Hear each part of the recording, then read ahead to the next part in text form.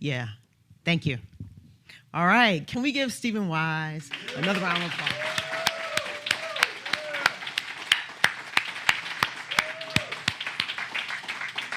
Yeah, that was the perfect song. It's a perfect song for the message for today. Thank you. It always works that way. Yeah. So welcome to 2024. Wow. A new year, a new theme. Our theme for the year, our theme for the year, oneness. A day at a time. Oneness, a day at a time. And this morning, a few spiritual principles to get us grounded and anchored in the message for today. The spiritual principles can be found if you are on our mailing list. You can also download them if you use the QR codes that's in the back of the chair. But this morning, we are working with spiritual principle number 1, and it states, the spiritual principles are written by Ernest Holmes almost 100 years ago. Spiritual principle number 1, we believe in God, the living spirit, almighty one, indestructible, absolute, and self-existent cause. This one manifests itself in and through all creation, but is not absorbed by its creation. We believe the manifest universe is the body of God. It is the logical and necessary outcome of the infinite self-knowingness of God. And spiritual principle number 8, we believe that the universal spirit, which is God, operates through a universal mind, which is the law of God, and that we are surrounded by this creative mind, which receives the direct impress of our thought and acts upon it. So, oneness, a day at a time. I'm really excited about this theme because it is an invitation for us all to stretch and to grow, to come to know something more about who we really and truly are. This year, I'm imploring or asking that each of us move outside of our comfort zone as it pertains to our spiritual practices. Whatever you're doing, do a little bit more. Do a little bit more. I'm excited about this because every practice that we engage in, prayer, meditation, visioning, contemplation, the practice of letting go, the practice of forgiveness, all of this is so that we lose our sense of separation. It's why we do it. And every principle that we come to embody, oneness, love, freedom, heaven, creation,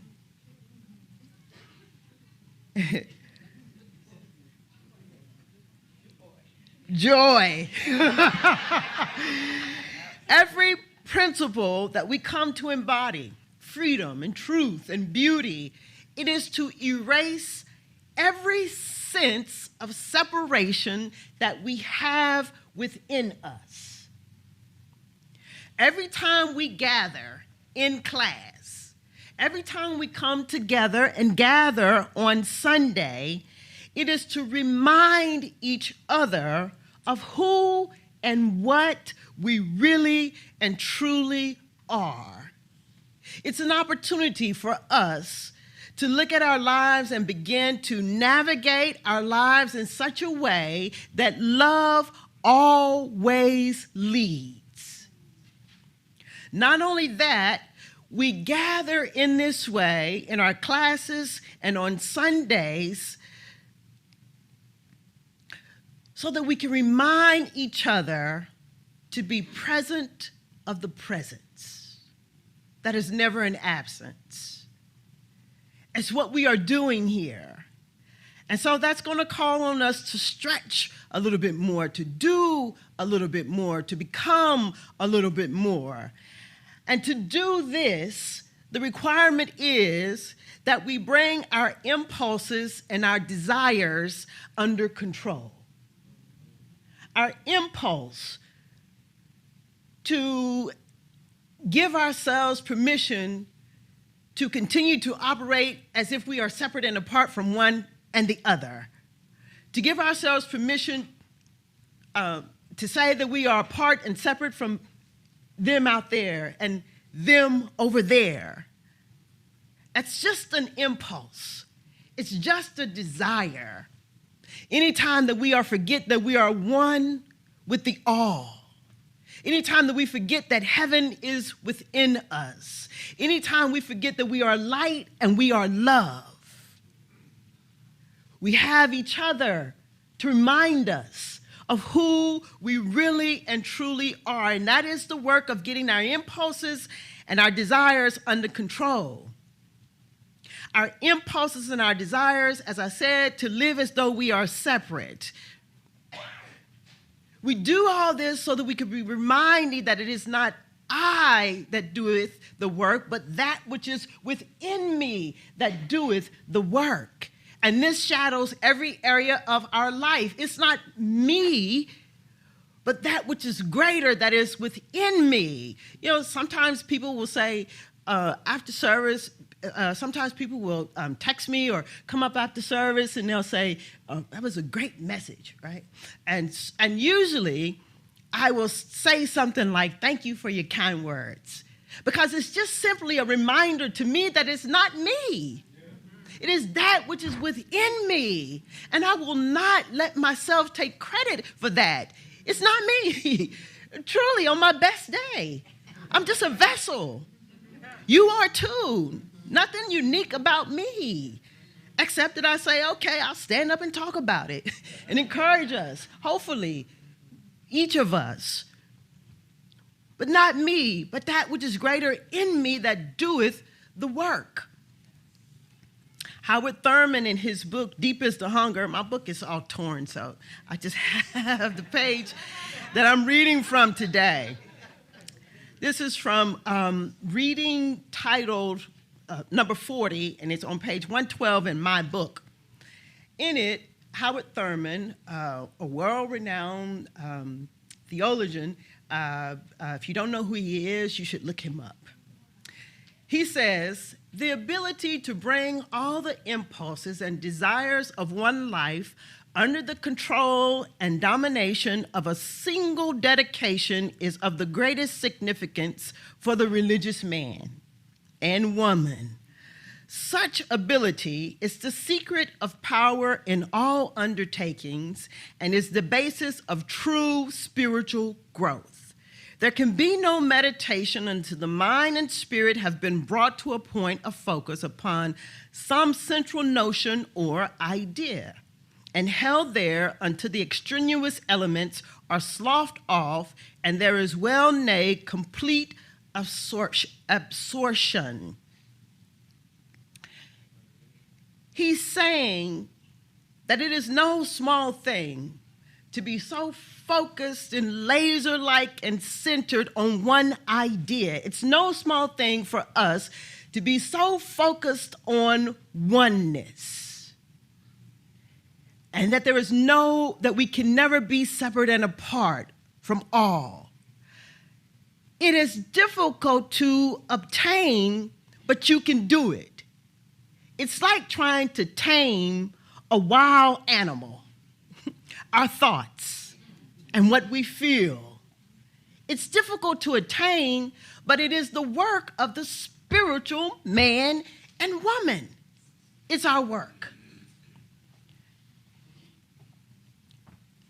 So you've got to pray, and you've got to meditate, and you've got to find time to contemplate.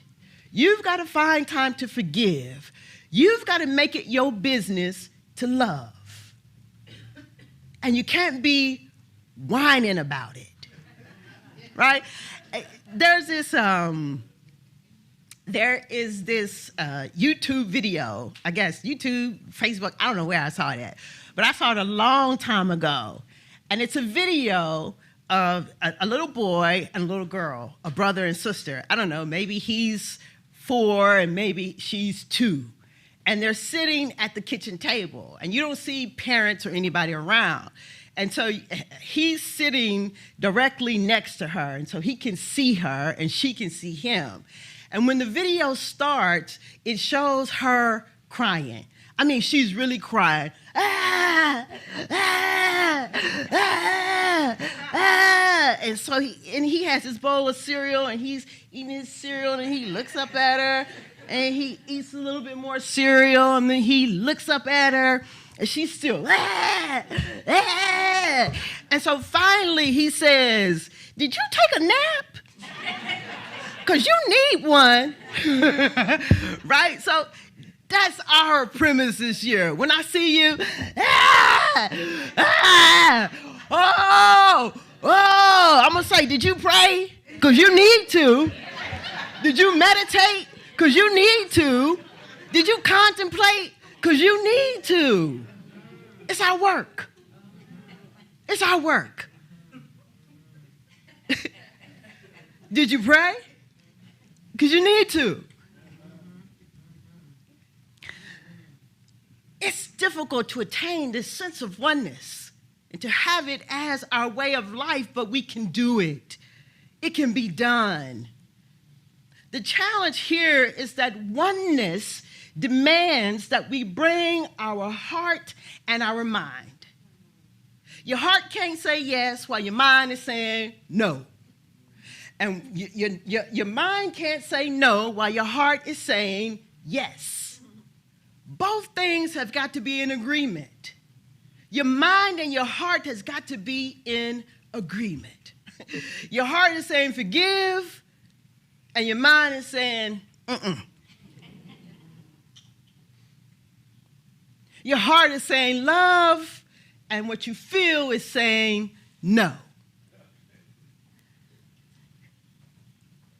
It's not going to work. So that's our work for the year. And then our theme for the month of January is one step at a time to heaven. One step at a time to heaven. It's this time of the year, in the month of January, that we like to pause and get back to the basics. We like to go back and review the foundational teachings subscribed in the Science of Mind textbook written by Ernest Holmes some almost 100 years ago. And we use this text because we are a part, as I said earlier, of a larger community called Centers for Spiritual Living that was founded by Ernest Holmes. It's the same foundational teaching that's found in other ancient, wise material. What Ernest Holmes has done is he's just put it all in one place, synthesized it, and put it all in one place. Do you have to use this book to find the foundational teachings? No, you don't. But it's here if you want to use the Science of Mind textbook. So in the introduction of the Science of Mind textbook, there are 4 parts in the introduction, and each part builds upon the other. The 4 parts: the thing itself, the way it works, what it does, and how to use it. In their introduction, 4 parts: the thing itself, the way it works, what it does, and how to use it. The thing itself is where we're starting.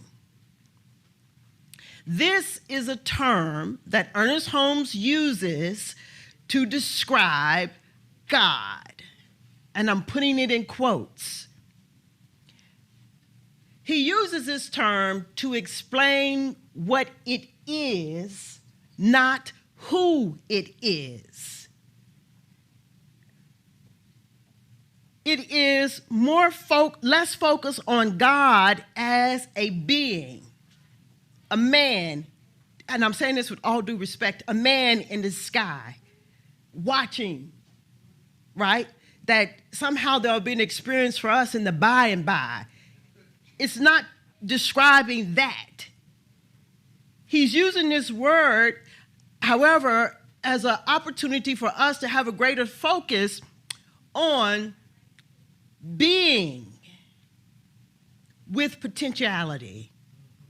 He's using these words so that we bring our attention to the word is. What's operative is that God is. Not that God was or not that God will be, but that God is. Being with potentiality. And there's a vast difference between the two. Who versus what? A vast, vast difference. Another way of saying this, or where our focus is being moved to, is on the nature of reality. Or you can also say that it is a study of how things come to be. It's important that we understand this piece because we partake of its nature. God is in us as we are in God, Ernest Holmes says. In other words, what the thing itself can do, we can do too. You can do too, and I can do it too. He says that it's agreed upon by all of the religions as it pertains to the thing itself, three things. It's one, it's creative, and it's harmonious. It's one, it's creative, and it's harmonious. And so if it is one, we are one. If it is creative, we are creative. If it is harmonious, we are harmonious. So the thing is, Ernest Holmes says, is don't be tempted, though, to ask why.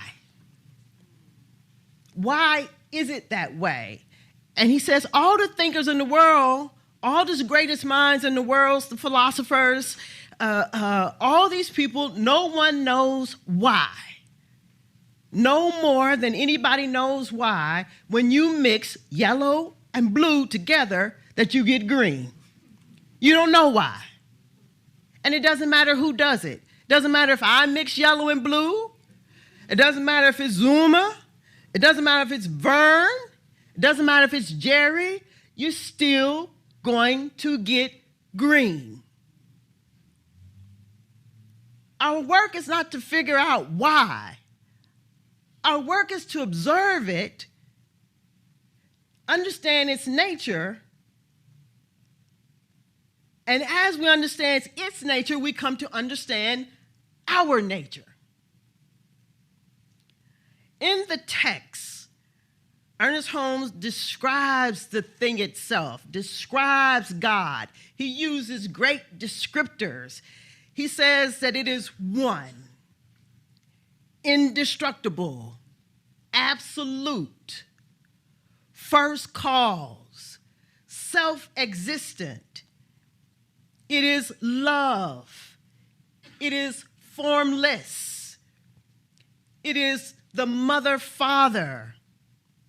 It is spirit.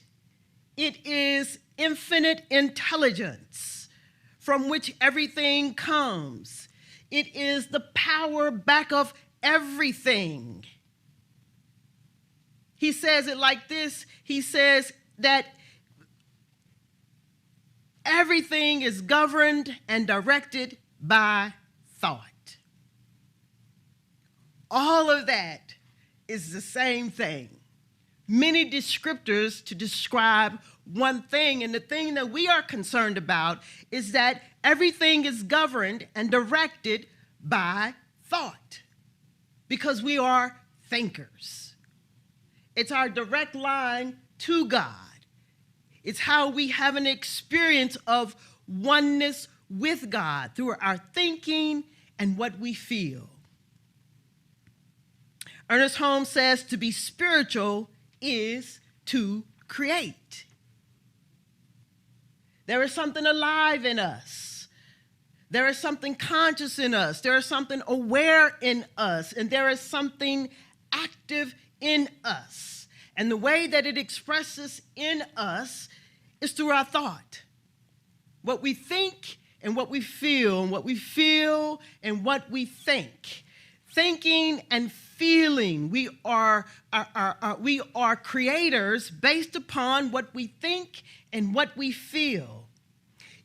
Each of us, he says, are drawing from life what we think into it. And to learn how to think is to learn how to live. To learn how to think is to learn how to live. To learn how to think where we have our impulses and desires under control. It's to learn how to live. It is living. What you think and what you feel then becomes your experience. And you'll either have an experience of oneness or an experience of separation. That's it. Oneness or separation. Separation or oneness. It's the only experience that any of us are ever having. But you have to check in with yourself to see what kind of experience you are having. Whether you feel separate and apart from those who are closest to you. Whether you feel separate and apart from love and life itself. Whether or not you feel separate and apart from this infinite intelligence. Whether or not you feel separate and apart from the power back of everything. You have to check in with yourself around this. In the textbook, Ernest Holmes uses 2 words to describe this. He says it is love and it is law. In other words, you are love and you are a law within yourself. Your words, what you think and what you feel is a law in and of itself. It is creative. On page 31 in the textbook, he says, the simplest way to state the proposition is to say that we have a conscious mind that operates within a subjective field which is creative. The conscious mind is spirit, the subjective mind is law. One is a complement of the other, and no real individuality could be expressed without the combination of both. No man nor woman has ever plummeted the depths of either conscious or the subjective life. In both directions, we reach out to infinity. And since we cannot encompass infinity, we shall always be expanding and always enlarging our capacity to know and to experience. He says, the sooner we discover this fact, the sooner we should be made free and happy. The universe is filled with spirit and filled with law. One reacts to the other. We are spirit and we are law. The law of our life reacts to our spiritual or material concepts, and builds and rebuilds according to our beliefs and our faith. So if you think that you know it all, then all you'll ever know is what you know. Period.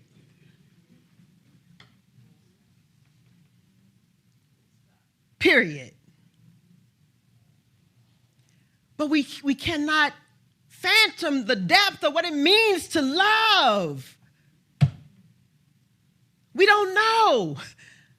We don't know. But we're open to knowing. We're open to experiencing oneness. We're open to experiencing a greater love. We're open to it and available to it. A part of this is becoming available to it. It's a big part of it.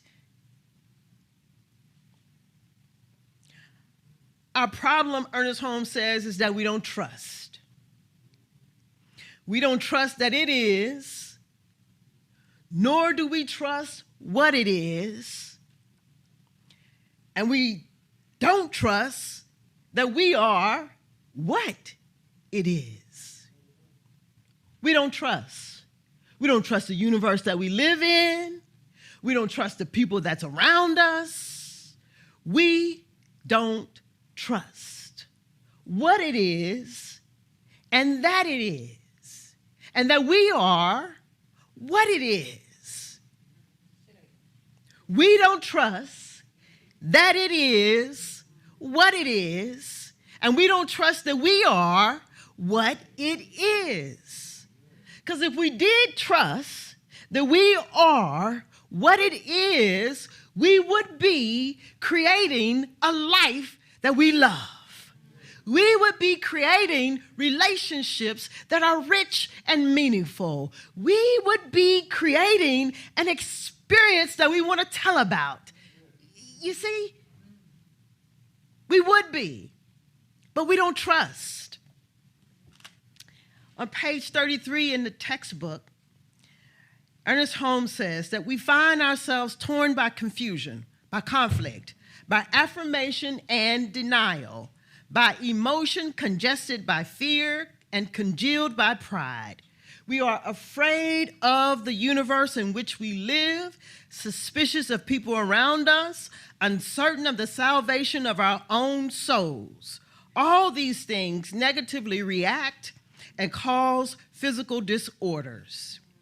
He says, when we learn to trust the universe, we shall be happy. We shall be prosperous, and we shall be well. We must learn to come under that divine government and accept the fact that nature's table is ever filled.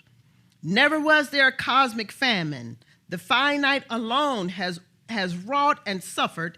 The infinite lies stretched in smiling repose. God is always God, he says.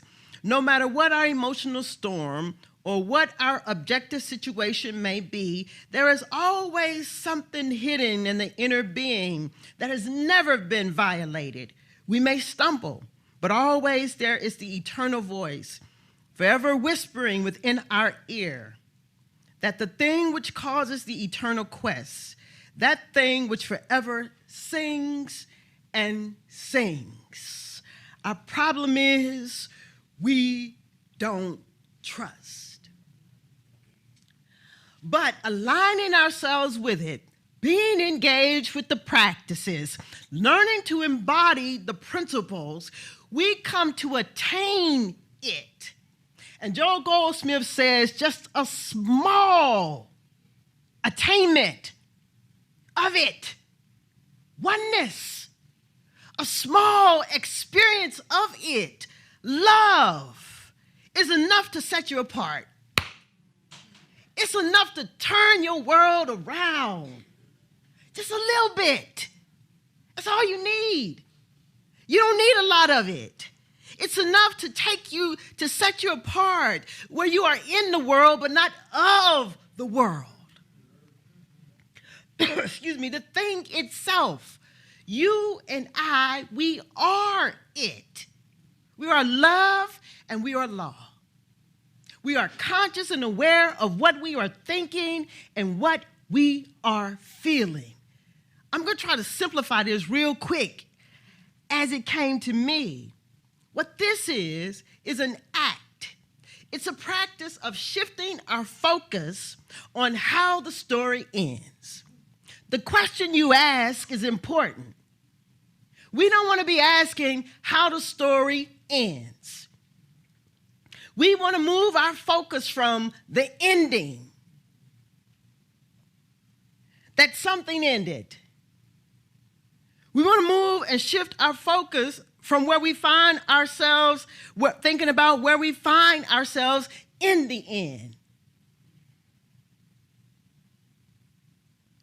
We want to be asking, how does the story begin? How does the story begin? What you ask matters. If you find yourself asking yourself, how did this happen? How did I get here? Why am I feeling like this? If you find yourself thinking over and over and over and over and over and over and over again the same thought about what happened 20 years ago, you're at the end. If you find yourself thinking about what happened a second ago, over and over and over and over and over and over and over again, you're at the end. Our work is to shift our focus. The question that we ask matters. It's not how the story ends, it's how does the story begin. You and I, we are the thing itself. We are love and we are a law unto ourselves.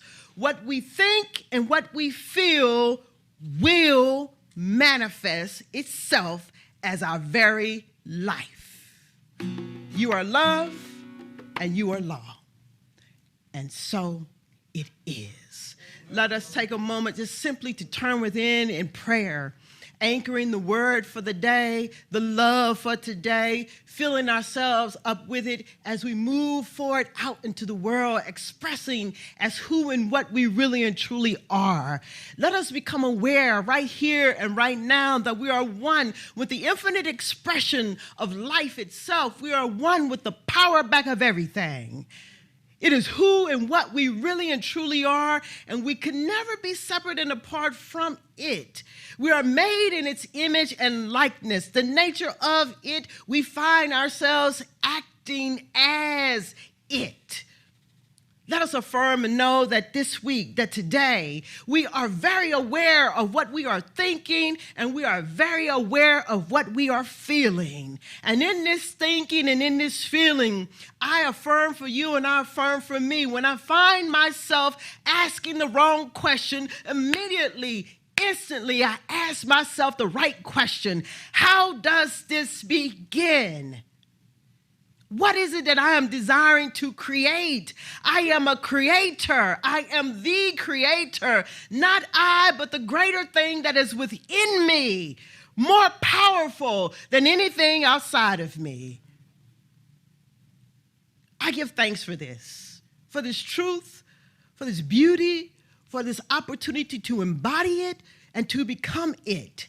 I give thanks, knowing that this is possible for each one of us.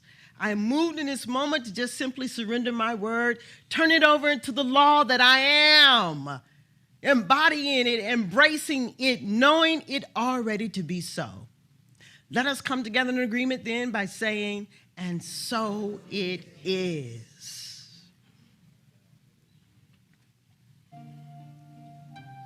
And so as we journey on throughout our week, excuse me, let me remind you to trust that it is and that it is what it is and that we are what it is. And so it is.